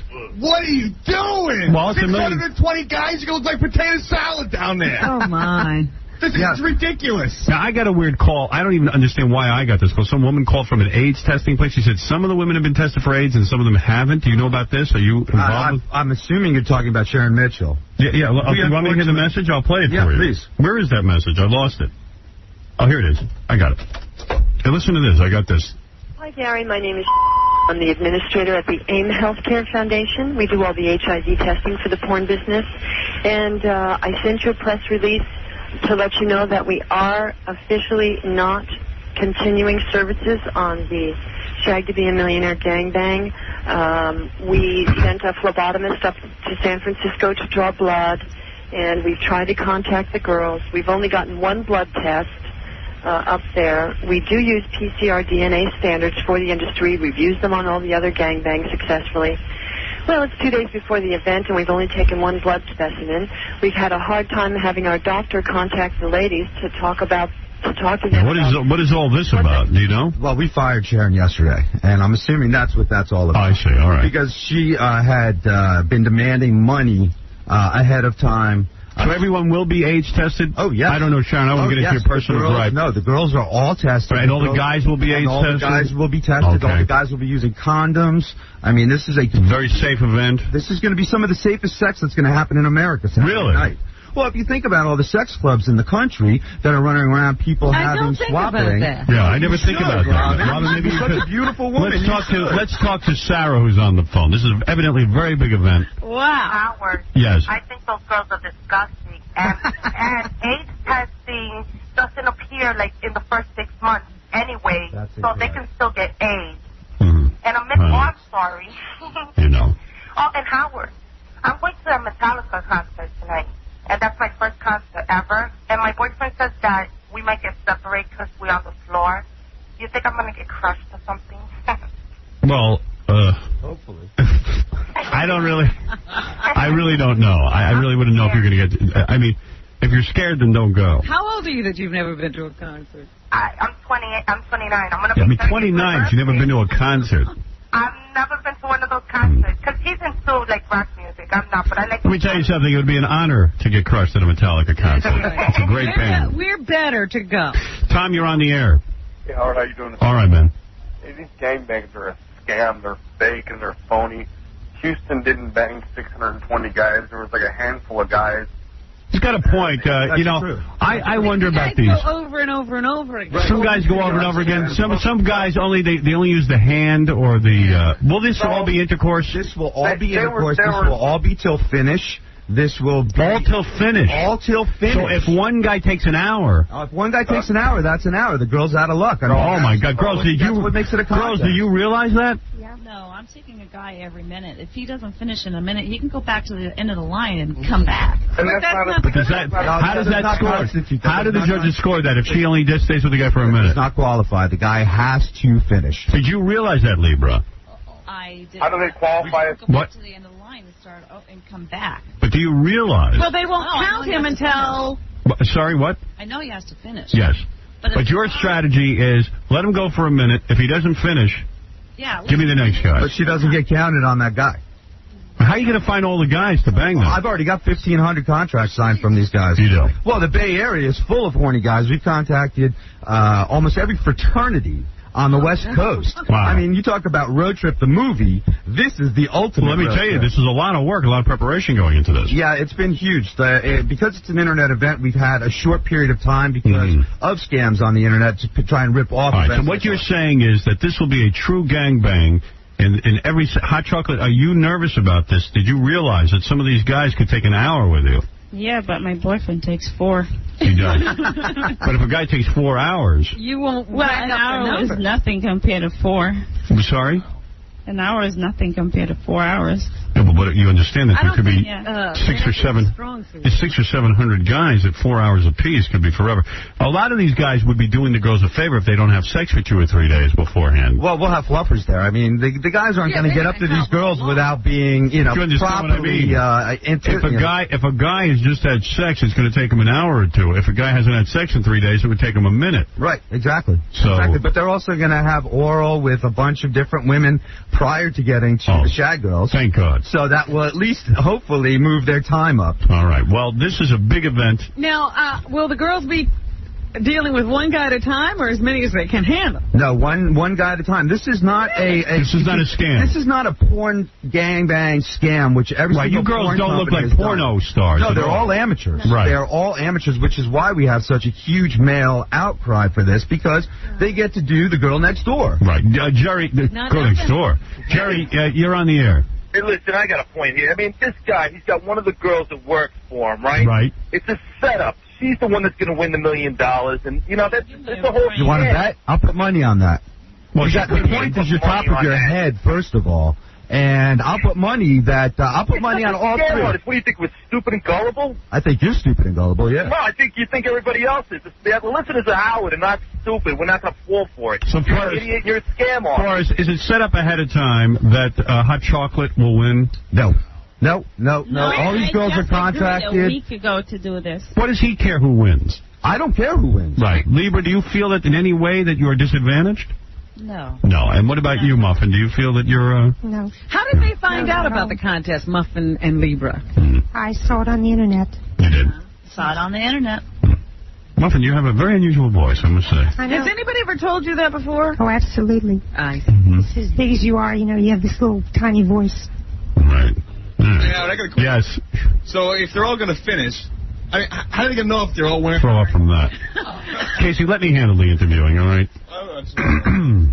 All right, listen, I want to thank Forrest. How do Forrest! If you want to see the women compete for $1 million in the gangbang contest this Saturday, you can go to shag4amillion.com. Shag4, the number 4. The number 4. $1million.com. Shag4amillion.com. And if there are any guys in anywhere in the country that want to show up, the girls have all upped their numbers.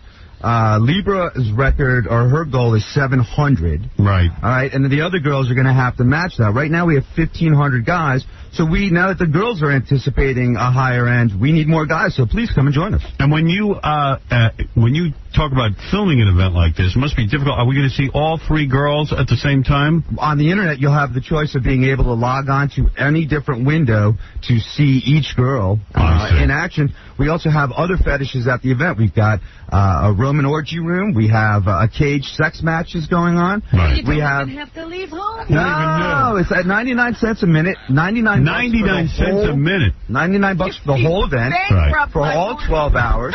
I'll be in debtor's prison. Well, Howard, we gave you $250 worth of free time. Did you really? I gave Casey the card. You're all set, man. What time does the event start? Because I have to log on. It's noon to midnight East Coast, 3 to 3 a.m. Right. The number is 1-888-981-SEXY if you want to get involved. Okay. And the website is www.shag4amillion.com. All right, well, there's your plug. And girls, good luck. I know I'm nervous for you because it seems like a lot to take on. I wish you all luck. Well, yeah, hope you survive. I'd love to interview the winner and find out who won the $1 million. That would be a good idea. I would love to bring him back out. Thank you. Please do. Can I say one thing real Yes, quick? Libra, go ahead. The last person that's going to be doing me is my husband. Oh, that's very important. I have to say that. You do. I have to say that. Yes. Your husband's a lucky man to have sloppy 700s. Why did you have to say that? I mean, why did you have to tell us that? I don't know. All right. And Muffin, is there anything you want to say before you go into the event? Bring them on. Bring them on. And hot chocolate, anything you want to say? I'll see you at the finish line. All right. I bet that dude wins. All right. We'll take a break, and we'll be back right after these words. Thank you. Okay. The stunning results of the Howard Stern Show measuring contest. In first place, he has the biggest, Fred Norris at 6.5 inches. In second place, Howard Stern at an even 6 inches. In third place, Booey at 5 5/8 inches. And finally, the one who has the smallest on the Howard Stern Show staff, Jackie, at 5 1/4 inches. Happened with John the Stutterer. Not Stuttering John, John the Stutterer. I'm going to ask John the Stutterer to come in with Trudy Beers, who says she's a hypnotist. Trudy's by herself. Where is John the Stutterer? She didn't kill him, did she? Oh, he's in the bathroom. Trudy, you say you're a hypnotist, but you're kind of a student hypnotist. Yes. You were heavily reliant on your notes. Oh, well... You were reading from a book the whole time you were hypnotizing him. Yeah, well, some of it. Yeah. Uh-huh. So you spent now 4 hours with John the Stutterer. You worked on him. He has a horrible stutter. Right. I almost don't want you to tell me what happened. I'd like him to walk in. Yeah. See the results. Okay. I told you if you cured him, I'd say you were the greatest hypnotist that ever lived. Right. And here he comes. I'm anxious to hear him talk. Something tells me nothing is different. Yeah, but give it a chance. It tells me this was a big waste of time, but let's hope I'm wrong. Let me ask you a question. John the Stutterer, how's this worked? Well, when I was in the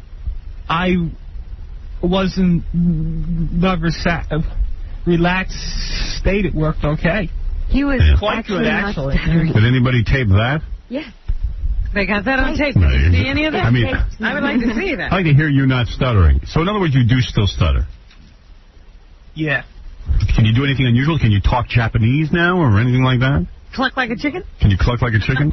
No. Trudy, what went wrong? You said you were going to cure him. Well, he was. I'm telling you, in the relaxed state, he was not stuttering at all. Wow. So that part, unfortunately, nobody heard. Yeah, well, you guys didn't come in on that part, of course. Oh, come on. Tell me we don't have any of that? You do have it on tape. Mm-hmm. Yeah.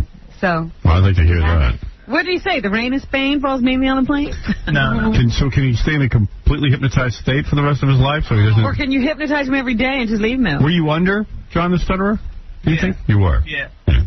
All right, so she at least got you under. See, in a relaxed state, he definitely didn't stutter. That means that he has the But I wanted to hear him not stutter. Yeah, well, of course, we would all like that.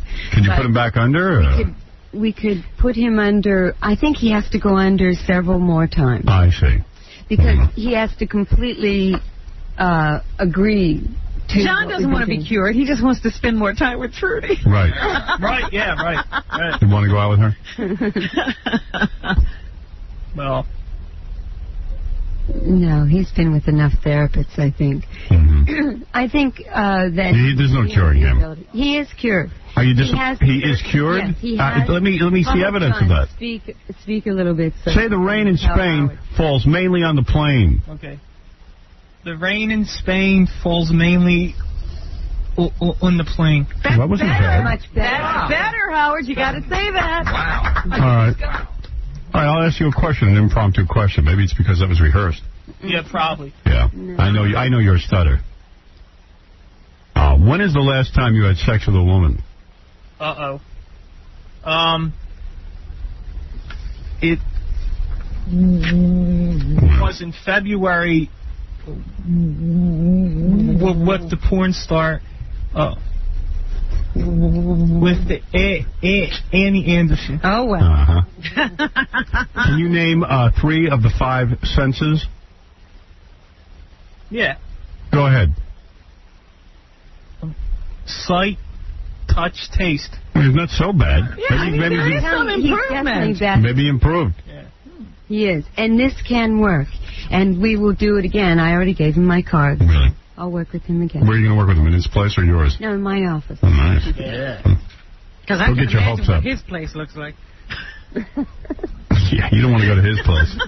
We may never see you again.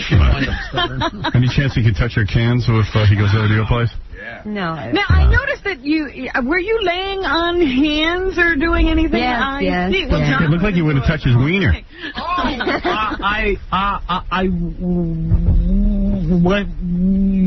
What that she would have. Yeah, you're all better.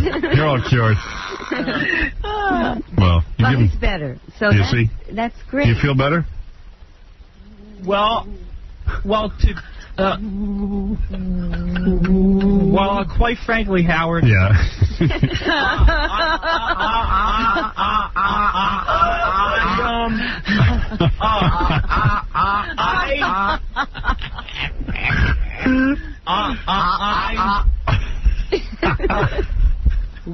Shut up, Fred. I'm trying to talk. Yeah, all right. He's having a hard enough time. Fred's not helping. Okay.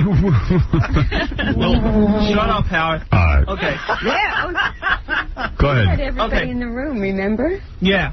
There we go. I'll try to. Yeah. Okay. Shut up, Fred. I can't talk. All right. What is it, Gary? Go ahead. You're a very nice lady, but really, how do you sit there and say with a straight face that he's cured? I mean, well, he's not. No, or even better. He's no better than he was 2 days ago. He is definitely better. Based on what? Based on speaking. He just said things for you right now. Before. Clearly. Howard, what do you think? Well, I mean, he did say rain in Spain, but I know that when you give him a set line, he does better. He needs to be able to have a conversation. Well, the point is that it may be a progression with him. Don't forget, he's done this for 25 years. Yeah. Well, look, do I think he's cured? He can actually get out. Yeah, he couldn't do that. No, he gets it out sometimes. Yeah, I don't think he's cured. No, but maybe listen, let it work with him a couple of times. What else has he got to do? John, just talk to me. How are you doing today, man? Oh, well, what I was just trying to say was as usual, I feel like one of that bitches Kathy Jeffords used tampons. I apologize. You're right. He's better. No, do you feel better from the hypnotism? Is that any better? Are you less depressed? Are you anything? You seem a little more relaxed. Well, now that I've come here, all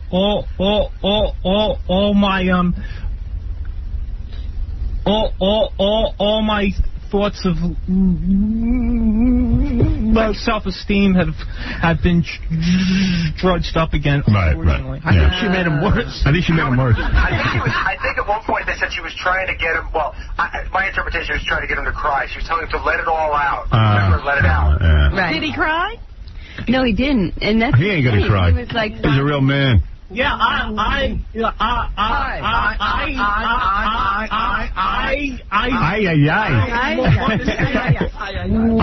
don't want to sound like a homo, so. Oh, it's much better to sound like this. Maybe he was afraid. Well, yeah, I would suggest, listen, no offense, I mean, you know, the hypnotism is a good little parlor trick, but it ain't going to get rid of anything. I've never seen anybody get cured of smoking or stuttering. Oh, absolutely. All the time. Well, listen, you've chosen as a professional. You do what you want. Yeah, this guy. Would you like to do it again, John?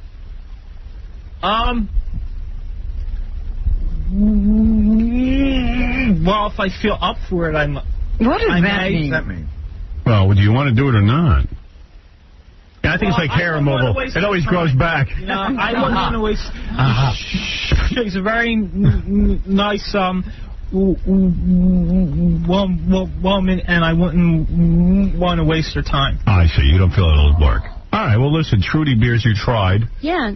And I didn't just try. It worked. Okay, if you choose to believe that. You're a brave woman. Yeah. You're a brave I believe woman with Gary that... This is certainly a big stage to test you. I believe, along with Gary, that it didn't work. Okay. I don't see evidence that it worked. Did it help a little?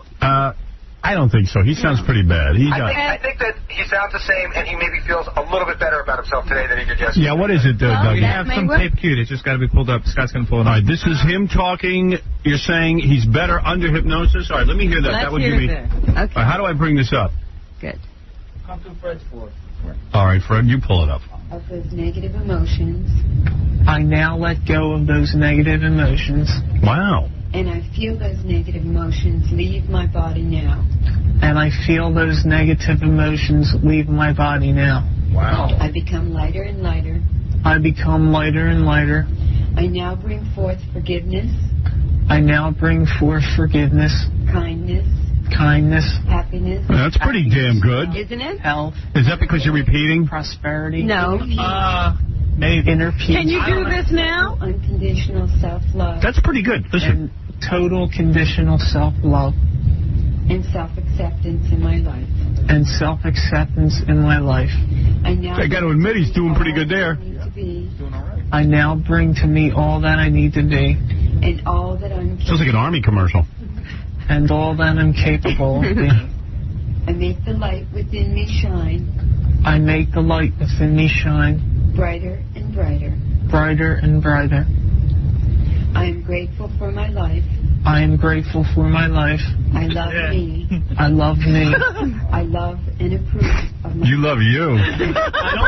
He doesn't believe myself. that. I hate me. Yeah. I am gentle. I got to admit, hey, Gary, you got to admit he's much better there. You wheel him around on his back with a blindfold on. He can talk perfectly. All right, but it's a start. No, it sounds great. That means he can do it. With that book that you're reading from, what's all that from? It's from my class. Because it sounds like he should be selling flowers at the airport for the Moonies. Well, sounds like Campfire Girl. It really sounds. It sounds very religious. It doesn't matter. He was speaking clearly. He was. That's the point. That was pretty amazing. Do you think he was speaking clearly because she's having you repeat stuff? Can you do it here now? If you say another line like that, can he repeat it? All right, yeah, he did. The rain is No, clean. I mean now. All right, repeat after me. You ready? Okay, yeah. All right. I truly, truly love myself. I truly, truly hate myself. No. See, he can do it. See? He can do it. He can. When you program him to say something, he's fine. See, most us stutterers don't stutter when they have to read. So or when you sing. Yeah. Right. If you sang, you wouldn't stutter. Right. Oh. Well, then sing everything. Why don't you just sing everything? Well, no. So it's lack of confidence in what he's saying. Because I would sound like a fag walking around singing to everybody. No, you wouldn't. He just sound worse this way. He has to be reprogrammed. All right, well, listen, we'll never know until he stops He stuttering. won't stick with it because he'd rather be this way. That's the problem. Well, some people do. Yeah. They stay in their place. Well, Howard, the only solution for me, unfortunately, he's better. Suicide. Yeah. It's suicide. No, you don't need suicide. I'll lose you on the show. I'll be doomed. But I've tried it. Once I failed, though, unfortunately. How'd you do it? 7 years ago. He cut his wrist, but he used an electric razor. All he did was chafe. Pills, psychiatric pills. Psychiatric pills you used? Well, you know, every stutterer we develop wants to leave us. Will you stay? Just stay and don't kill yourself. Yes, Dominic, go ahead. You're on the air. Dominic Barber, the bloated attorney. Let me tell you something truly about the issue of stuttering, because I really was involved in it and know a lot of All right, what do you want to say? All right. What happens is actually they always thought it was psychologically caused. But it's not. It's physical. Your mother was too strong. Your father was too weak. But in the last 10 to 15 years, they found that it's actually can be a mechanical issue with your brain. No. He's right. Really That's what they say about obsessive compulsive. No, it is a psychological issue. He definitely has a mechanical brain. And until you start realizing that, you'll never be cured. If he can sit there and recite like that, he can speak normal. Of course. It is a psychological issue. Schizophrenia is a breakdown of the psychological. No, that's an illness. No. Brain damage. No. It is a nervous breakdown. They call it brain damage situation. No. Yes. Now let me shut up. You're saying that a person is born. You're saying Robin is saying a person is born with a bad brain that will inevitably lead to schizophrenia. That's right. No. Yes. No. Yes. No. Yes. No. Yes. What is it, stuttering John? You can talk to a schizophrenic all you want. You're never going to not be a both, I think, have a point, Howard. Something traumatic happened in his life. I don't want to talk about it. I'm done with this. He is not cured. No, but and that is the end of it. I want to. What is he screaming? Dominic, go back to breakfast. I ate breakfast already. All right. He got this. Practice the law, Dominic. All right. Trudy Beers, thank you for trying at least. John the Stutterer, thank you for trying. I'm sorry you're not cured. But remember, stay alive for us, if anything else. Okay. If no other reason, stay alive for us. We love you. Okay. But, Howard, there's something, when John's alone talking to himself, he doesn't stutter. No, I don't. That's right. Which it proves it is psychological. He's got something Of course. Of course. Of course. It is. We found it. We just couldn't release it. Of course. You're absolutely right, Trudy. Trudy, fine. Trudy, I'm going to release you now. Thank you. All right. And John the Stutter, I'm going to release you. Thank you. Yeah. Well, I'm going to go home and then now to choke the chicken. So. Right. Yeah. All right. Go choke the chicken. Okay. Give you something to do. Yeah. I bet he doesn't stutter while he's choking. Oh, no. Of course not. No. And choke anything. Choke Trudy. Wasting your time. Not bad. I'm Just sure he kidding. enjoys spending time with a woman. Trudy's a very attractive woman. A great set of cans. What are you, D cup? I have no idea. Oh, please, you know. You buy bras, don't you? C, probably. Really large C. Holy mackerel. See, he didn't stutter. All right, we're going to take a break. When we come back, we'll do the news for you. Or can we start now? Let's break first. All right, break first. We'll be back with the news right after this.